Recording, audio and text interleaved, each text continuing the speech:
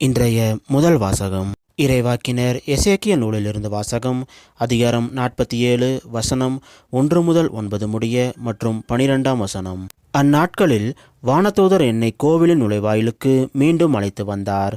அங்கு நான் கோவிலின் வாயில்படியின் கீழிருந்து கிழக்கு நோக்கி தண்ணீர் வருவதை கண்டேன். ஏனெனில் கோவில் கிழக்கு நோக்கி இருந்தது. தண்ணீர் கோவில் மற்றும் பீடத்தின் தெற்கு பகுதியிலிருந்து வந்தது. அவர் என்னை வடக்கு வாயில் வழியாய் அழைத்து வந்து கிழக்கு நோக்கிய வெளிவாயிலின் வெளிப்பகுதிக்கு இட்டு சென்றார். இதோ தண்ணீர் தெற்கு பகுதியிலிருந்து பாய்ந்து கொண்டிருந்தது. அம்மனிதர் கையில் ஓர் அளவு நூலை பிடித்து கொண்டு கிழக்கு நோக்கி சென்று 1000 முழம் அளந்தார். பின்னர் கணுக்கால் அளவு ஆழமுள்ள அத்தண்ணீர் வழியாய் என்னை அழைத்து சென்றார். அவர் மேலும் 1000 முழம் அளந்து என்னை முழங்கால் அளவு ஆழமுள்ள தண்ணீரில் அழைத்து சென்றார்.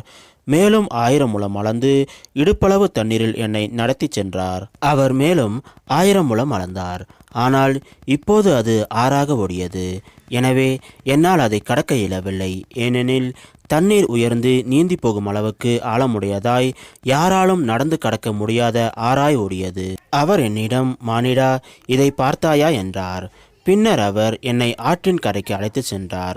நான் அங்கே சென்றபோது ஆற்றின் இரு கரைகளிலும் எண்ணற்ற மரங்கள் நிற்க கண்டேன். அவர் என்னிடம் உரைத்தது, இத்தண்ணீர் கிழக்கு பகுதியை நோக்கி பாய்ந்து அராபாவில் சேர்கிறது. அங்கு அது கடலோடு கலக்கிறது. அது கடலோடு கலக்கையில் அத்தண்ணீர் அங்கு நல்ல தண்ணீராக மாறும். இந்த ஆறு பாயும் இடமெல்லாம் திரளான உயிரினங்கள் வாழும். அங்கு ஏராளமான மீன்கள் இருக்கும். ஏனெனில் இத்தண்ணீர் பாய்ந்து அங்குள்ள நீரை நல்ல நீராய் மாற்றும். எனவே அது பாயும் இடமெல்லாம் யாவும் உயிர் வாழும். பல வகையான பழமரங்கள் ஆற்றின் இரு மருங்கிலும் வளரும். அவற்றின் இலைகள் உதிரா, அவற்றின் கனிகள் குறையா. ஒவ்வொரு மாதமும் அவை கனி கொடுக்கும். ஏனெனில் தூயகத்திலிருந்து தண்ணீர் அவற்றுக்கு பாய்கின்றது. அவற்றின் கனிகள் உணவாகவும் இலைகள் மருந்தாகவும் பயன்படும். இது ஆண்டவர் வழங்கும் அருள்வாக்கு. இறைவா, உமக்கு நன்றி. இன்றைய நற்செய்தி புனித யோவான் எழுதிய நற்செய்தியிலிருந்து வாசகம். அதிகாரம் 5, வசனம் 1 முதல் 16 முடிய. யூதர்களின் திருவிழா ஒன்று வந்தது. இயேசுவும் எருசலேமுக்கு சென்றார். எருசலேமில் ஆட்டு வாயிலுக்கு அருகில் 5 மண்டபங்கள் கொண்ட குளம் ஒன்று உண்டு. எபிரேய மொழியில் பெத்சதா என்பது அதன் பெயர்.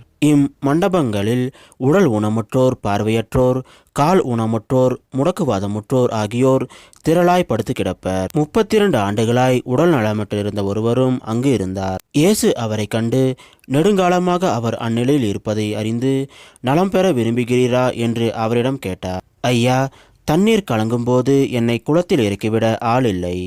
நான் போவதற்கு முன் வேறு ஒருவர் இறங்கி விடுகிறார் என்று உடல் நலமற்றவர் அவரிடம் கூறினார். இயேசு அவரிடம், எழுந்து உம்முடைய படுக்கையை எடுத்துக்கொண்டு நடந்து செல்லும் என்றார். உடனே அம்மனிதர் நலமடைந்து தம்முடைய படுக்கையை எடுத்துக்கொண்டு நடந்தார். அன்று ஓய்வு நாள். யூதர்கள் குணமடைந்தவரிடம், ஓய்வு நாளாகிய இன்று படுக்கையை எடுத்துக்கொண்டு செல்வது சட்டத்துக்கு எதிரான செயல் என்றார்கள்.